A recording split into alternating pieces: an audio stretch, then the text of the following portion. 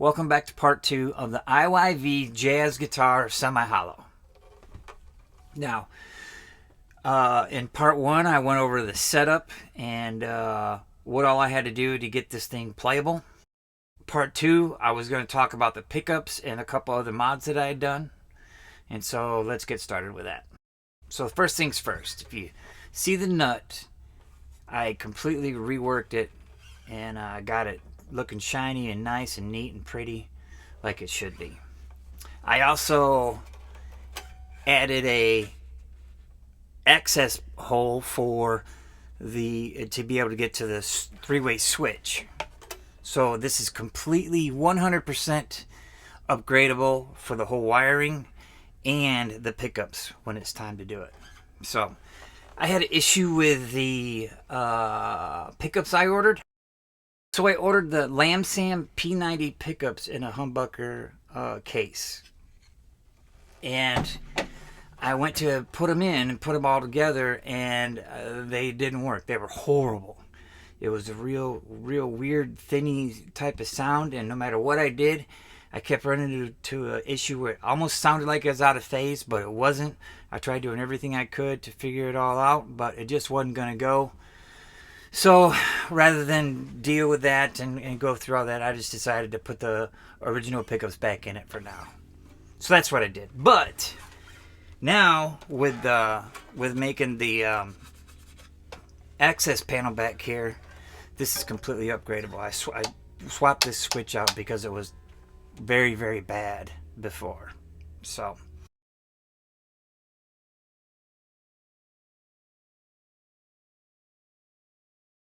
I mean, honestly, for 190 bucks, it's a pretty nice guitar, to be honest with you. Like I said, it needed setup and needed a bunch of stuff done to it before I could feel comfortable even playing it. So when I go shopping for a different guitar or a little project like this, I have a example in mind. And what this guitar reminded me of was those old country jazz guys. You know, the Texas swing type of playing. The old school guys like Hank Garland and Roy Clark and cats like that. Ernest Tubbs, guitar player. They all play like 335 type of guitars, or the big, thick, hollow bodies. They were basically jazz guitars.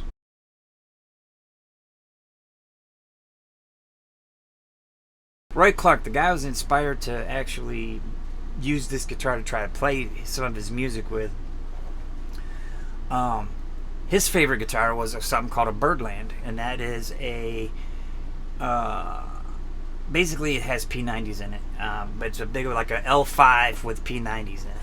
So if you look at any of his other more recent guitars, he had a Heritage Signature Series, and he played all the old big Gibsons, and so you could always go and buy the Heritage Signature guitar, but I mean, it's going to cost some bucks, and what's the fun in that anyway, right? so he has a very versatile playing style. So rather than deal with them crappy pickups, I just went ahead and put the humbuckers back in it, and decided to record the song and see how it goes. So the guitar plays great. It feels great now. It sounds pretty good. I would say with another set of great pickups in it, this would be a fine guitar to play and sound, and I would play it at gigs any day of the week.